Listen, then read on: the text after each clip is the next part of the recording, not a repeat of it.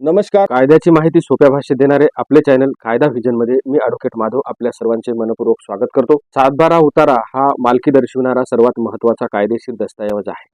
7/12 उतार्यावरूनच मालकाचे नाव, कोणाची मालकी आहे, कोणाचा कब्जा आहे, कोणकोणते पिकं घेतली जातात, त्याशिवाय ही जमीन कोणत्या भूधारणा गटात येते त्याबाबतची सर्व माहिती 7/12 उतारामध्ये असते. हे तुम्हाला सर्वांना सर्वश्रुत आहे. सर्वांना माहिती आहे. या भूधारणा पद्धतीमध्ये भोगवाटदार क्रमांक 1 आणि भोगवाटदार क्रमांक 2 अशी वेगवेगळी भूधारणा पद्धती आहेत, ज्या 7/12 वरती दर्शविलेल्या असतात. आता ही जमीन भोगवाटदार क्रमांक 2 मधून भोगवाटदार क्रमांक 1 मध्ये आणायची आहे. ती कशी आणतात याबाबत कायद्यात काय तरतुदी आहेत, अत्यंत महत्त्वाची माहिती सहज सोप्या भाषेत आणि कमी शब्दात आपण समजून घेणार आहोत.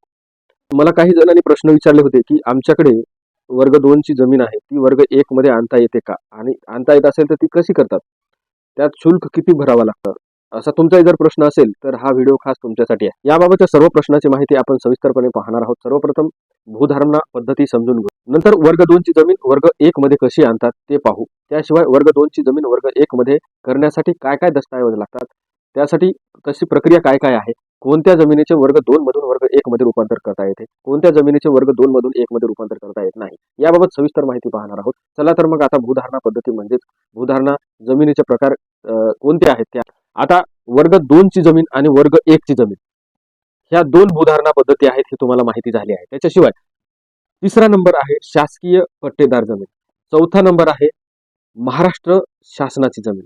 आता भोगवाटदार क्रमांक 1 यामध्ये भोगवाटदार हा त्या जमिनीचा मालक असतो. मालकाच्या नावावर असलेली आणि कब्जात असलेली जमीन ही तो त्या मालकीचा त्या जमिनीचा स्वतः मालक असतो. खरेदी विक्री करण्याचा त्याचा अधिकार असतो. त्याच्या इच्छेनुसार खरेदी विक्री, गहाण दान काही करू शकतो. या जमिनीचे हस्तांतरण करण्यावर शासनाचे निर्बंध नसतात. आता भोगवाटदार क्रमांक 2, तर या जमिनीमध्ये हस्तांतरण विक्री करण्यास शासनाचे निर्बंध असतात. शासनाच्या परवानगीशिवाय हस्तांतरण करता येत नाही. वर्ग 2 च्या जमिनीची माहिती गाव नमुना नंबर 1 मध्ये नोंदलेली असते. या जमिनीची सत्ता प्रकाराला निर्बंधित सत्ता प्रकार म्हणतात. यालाच नियंत्रित सत्ता प्रकार म्हणतात. प्रतिबंधित सत्ता प्रकार असेही म्हटले जाते. आता क्रमांक 3 शासकीय पट्टेदार. ह्या जमिनी सरकारी मालकीच्याच असतात, पण त्या भाडे तत्वावर शेतकऱ्याने दिलेल्या असतात. या जमिनीची 10 वर्ष, 30 वर्ष, 50 वर्ष किंवा 99 वर्षापर्यंतच्या मुदतीने भाडे तत्वावर दिलेल्या असतात. नंबर 4 महाराष्ट्र शासनाच्या जमिनी. यामध्ये जमिनी सरकारी मालकीच्या असतात. आता आपला मूळ आणि मुख्य विषय म्हणजे भोगवाटदार क्रमांक 2 ची जमीन भोगवाटदार क्रमांक 1 मध्ये कशी आणतात ते आपण थोडक्यात पाहूया. आता ही जी प्रक्रिया आहे ही महाराष्ट्र लँड रिव्हेन्यू कोड 1966 मध्ये आहे. ह्या कायद्यान्वये तहसीलदार कार्यालयात ह्या कायद्यान्वये तहसील कार्यालयात विहित नमुन्यात तसा अर्ज करावा लागतो. 8 मार्च 2019 मध्ये राज्य सरकारने महाराष्ट्र महसूल अधिनियम 2019च्या नियम राजपत्रात दिलेला होता. त्यात रूल नंबर 2 मध्ये माहिती दिलेली आहे. या नियमानुसार कोणत्या जमिनीचे वर्ग 2 मधून वर्ग 1 मध्ये करता येतात ते सांगितलेले आहे. ज्या जमिनी शासनाने कृषिक, रहिवासी, औद्योगिक, वाणिज्यिक कब्जाच्या हक्काने किंवा भाडे तत्वाने प्रदान केलेल्या आहेत, ह्या सर्व जमिनीचे वर्ग क्रमांक 2 मधून वर्ग क्रमांक 1 मध्ये हस्तांतरण करता येते. यासाठी तहसील कार्यालयाकडे विहित नमुन्यात तसा अर्ज करावा लागतो. हा अर्ज नेमका कसा असावा ते बघा. जर तुमच्या ओळखीच्या किंवा चांगल्या वकिलाच्या माध्यमातून देखील तुम्ही अर्ज करायची इच्छा असेल तर करू शकता किंवा स्वतःही करू शकता. अर्जामध्ये सुरुवातीला प्रति लिहून कार्यालय, तालुका, जिल्हा सर्व लिहावे आणि विषयामध्ये महाराष्ट्र जमीन महसूल अधिनियम 1966 ह्या कायद्याचा उल्लेख करून आणि महाराष्ट्र महसूल अधिनियम 2019 यानुसार नियम नंबर 2 नुसार भोगवाटदार क्रमांक 2 चे क्रमांक 1 मध्ये भोगवाटदार क्रमांक 1 मध्ये रूपांतर करण्याबाबत लिहिणे आवश्यक आहे. त्यानंतर अर्जदार कोण, गाव, तालुका, जिल्हा, धारण केलेल्या जमिनीचा गट नंबर किंवा भूमापन क्रमांक, किती क्षेत्र, किती एरिया, आकारामध्ये सर्व माहिती असणे आवश्यक आहे. त्याच्याशिवाय धारण जमिनीच्या धारकाला जमीन प्रदान केलेल्या आदेशाचा क्रमांक व त्याचा दिनांक असणे आवश्यक आहे. सदरील जमीन ही कब्जात हक्काने मिळालेली आहे की भाडेपट्ट्याने मिळालेली आहे याची सर्व इत्थंभूत माहिती असावी लागते. त्यानंतर मी सर्व आवश्यक ते कागदपत्राची पूर्तता करून आवश्यक ती फीस भरली आहे किंवा आवश्यक ती उर्वरित रक्कम फीस भरणार आहे याचाही स्पष्ट उल्लेख असावा लागतो. आणि शेवटी तरी विनंती की किंवा प्रार्थना की सदर जमीन भोगवाटदार क्रमांक 2 मधून भोगवाटदार क्रमांक 1 मध्ये करावी अशी विनंती करावी लागते. त्याला पडताळणी देऊन अर्ज दाखल करावा लागतो.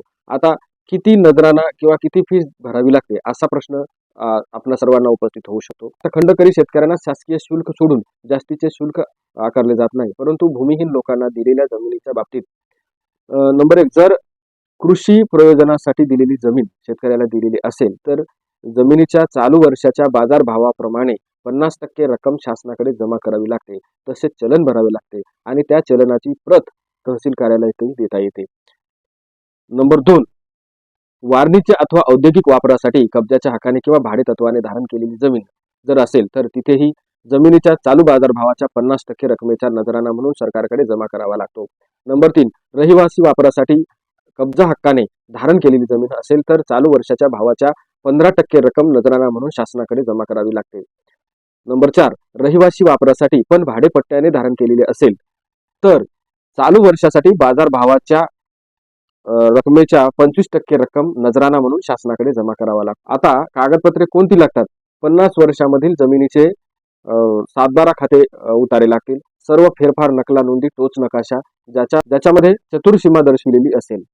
आकारबंधाची मूळ प्रत, एकत्रित करणारा मूळ उतारा, मूळ धारकाला जमीन कशी मिळाली आहे, कबुलीनामा, तलाठी यांच्याकडील जमीन नोंद वहीचा उतारा, विनंती अर्जाबरोबरच विहित नमुन्यातील प्रतिज्ञापत्र इत्यादी लागते.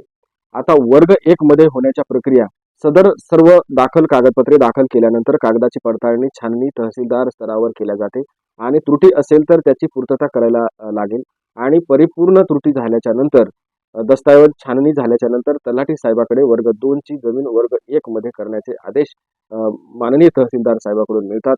आता कोणत्या जमिनीचे वर्ग 1 मध्ये रूपांतर होत नाही तर ते बघा. तर नंबर 1, सिलिंगच्या जमिनी असतील, नगरपालिका महानगरपालिका यांच्या विकास आराखड्यातील समाविष्ट जमिनी, देवस्थान इनामी जमिनी, आदिवासी खातेदाराच्या जमिनी, वन अधिनियमाच्या जमिनी आणि भूसंपादन केलेल्या जमिनी व वक्फ बोर्डाच्या जमिनी इत्यादी इत्यादी इत्यादी जमिनी 2 मधून वर्ग 1 मध्ये करता येत नाहीत. अशा जमिनीला वर्ग 1 मध्ये करण्याचा काहीही प्रयोजन नाही, तसा कायदा मान्यता देत नाही. तर हा होता वर्ग 2 ची जमीन वर्ग 1 मध्ये कशी आणता येते. वर्ग 2 ची जमीन वर्ग 1 मध्ये करण्यासाठी काय काय दस्तऐवज लागतात, त्याची काय काय प्रक्रिया आहे आणि कोणत्या जमिनीचे वर्ग 2 मधून वर्ग 1 मध्ये रूपांतर करता येत नाही, ह्या व्हिडिओमधून आपणास समजले असेल. हा व्हिडिओ आवडला असेल तर लाईक करा, कमेंट करा आणि अजूनही जर आपले चॅनल सबस्क्राईब केले नसेल तर सबस्क्राईब करा. धन्यवाद.